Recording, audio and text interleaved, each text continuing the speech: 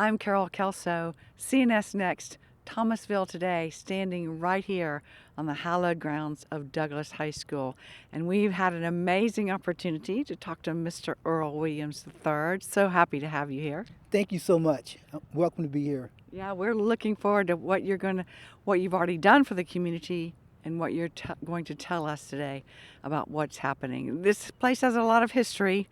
I'm not sure where to start. Why don't we start with the fact that you, Earl Williams III, are standing here on the Douglas property.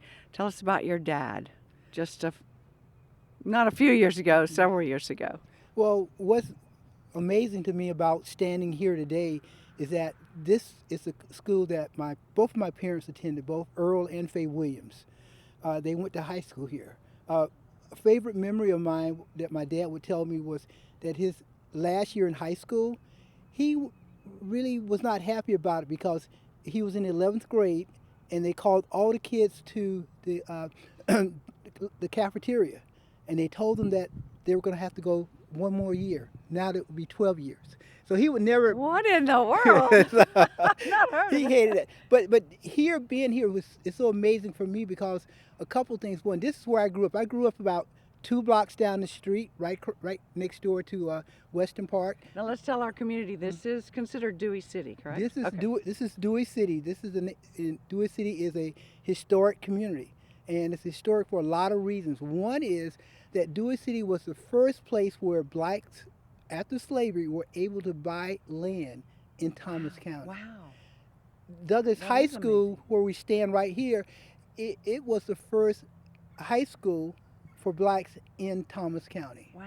So there's a lot going on here. People, people love this place. We have such a connection. This is our roots. Right. And we don't want this to go away. What my mission is, and still is, and what the mission for Thomasville Community Development Corporation for this community was to go back and restore the quality of life and to improve wealth creation opportunities for the people that live in Dewey City. And not just Dewey City, we're working on all of our Right. underinvested neighborhoods in Sure. Thomasville. Sure, but Dewey City's just a great, massive opportunity to start here and to start at Douglas. And of course, with your history and your dad's history, who was a mayor and principals and many Everything. everything. Minister. You name it. That's right. Football coach, baseball coach. What a fabulous heritage. Now, Earl, you've been around in other areas of the country, but you've recently returned here, a couple of years ago, and you were part of now, I'm going to say TCDC because what you said earlier is a mouthful. So tell us what TCDC, how you've gotten involved and what you're hoping to accomplish. Well, the way I got involved with TCDC, actually when I came back, I didn't think I would be doing this because I did something similar to this in my old community back in Arlington, Virginia, where I was a community activist. And so, but when I came back, I saw things that I really wanted to make better, and I could see things could get better, and people wanted to get better. So I started doing things in the community. And one of the things I did was I started doing community meetings, and I started doing walks through the community.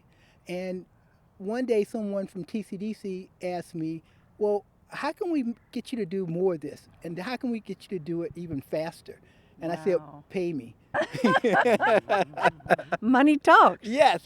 Well, you should be paid. I mean, it's an incredible Yeah, but what you've done and accomplished. Go ahead. But I would do it anyway. I know you- I know. Because I have such a love for this community. But we got a lot of resistance in doing this project, and it all stems from people have pride and Right. they don't want this to go away. They want Right. it to. So the goal is to try to not take it away, but to restore it. Perfect. And not only this is symbolic of not just restoring the gym and restoring the old high school, but restoring the community. Because when I grew up here, and I've been here since I started here when I was 7 years old, living in Dewey City. And my grandparents actually live right down the street from here as well, on the corner of MLK and Forest Street. Huh. And this community was a thriving community. It was basically self-contained. We had everything here. We had barbers, we had hairstylists, we had grocery stores, and we had the YMCA down the block. We had a park right down the street. We had everything, and I want to see some of that come back. I want this community to come back Right. and be just as great as it was, maybe even greater. Right. Well, with your passion, and I'm sure the passion of so many people in this neighborhood, I would imagine we're pretty excited about what's about to take place. So you've gotten some grant money. That's been very helpful, just like recently, Yes. right? Last week or so. About 2 weeks ago. Okay, tell us what. Now we talked about the gym and the band room and all the buildings around here. So give us a little idea of what that's going to look like. The grant that we received was from the EPA, and it was for it's a resiliency grant. Okay. And so basically, that's what we're trying to do here is to make this community more resilient. So when pandemics happen, when natural disasters happen, there's a place to come. So we had this ideal, and we had a avenue to do that here at Douglas Gym. So the gym facility is going to be a community resilience center. It's going to be a temporary shelter for people to come when we have a hurricane, the lights go out. Like last year, we had 2 hurricanes come through Thomasville. That's right. We had probably about 5 tornado warnings at least. Yes. And we had extreme heat. We had a couple of days at 115. And now, a couple of weeks ago, we had snow. So and you came down here from Arlington to get away from that. Well, you brought it with you. Thanks a lot. Things are really happening. So so I think this resilience center is right on time. It'll be a place where people can come and they can get away. If the lights go out, we will have a solar power grid here. So is that right? the lights will come on. If you have some insulin that you need to put in a refrigerator, you can put it in right here. But when it's not being a temporary shelter, it'll just be a gym. It'll be a place where kids can come play basketball, volleyball, whatever. Also, what we're doing is we're taking what people know is the old band room, which is a brick building that's attached to the gym. Right. And we're going to create a wellness center there. We've already have a contract with the wellness company. Well, you are fast moving. We're moving. We're moving. So, and that's going to provide the people. There's a lot of older people in this neighborhood, which is one of our priority groups that we really want to keep older people in place within their homes if they want to stay here, so they can actually walk to the wellness center and get vaccinations, get tested for whatever. And not only will this wellness center serve the older community, but we have 3 daycares in this neighborhood.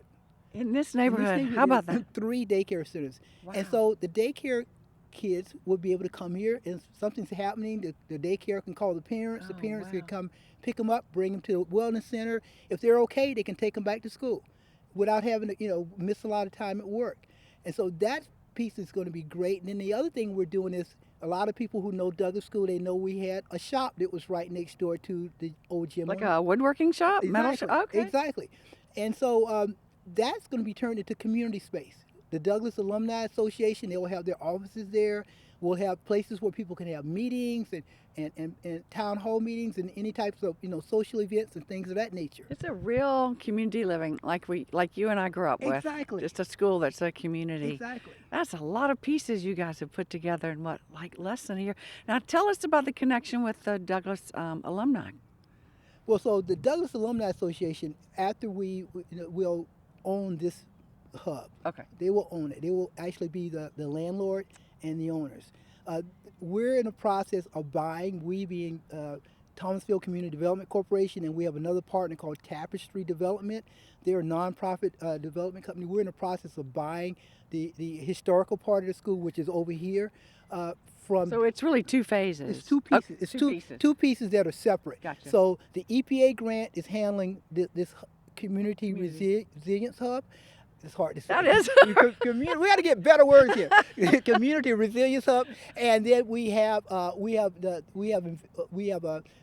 we call LIHTC funding, low income housing tax credits. Oh, gotcha. That's going to fund the transfer of the school going from classrooms to apartments. Really? Yes. And wow, what a great concept. And the apartments will be for seniors and low income seniors in particular. And you know what I like about that is you're going to have children and middle school kids and high school kids, and you're going to have seniors. It's a great way to just bring that connection together with families. Sounds like a community. Yes. Yes. This is fabulous. I mean, I could talk to you all day, but it's freezing, and I've got a coat on, and you don't. It's freezing. Yes, definitely. Anything else you'd like to add?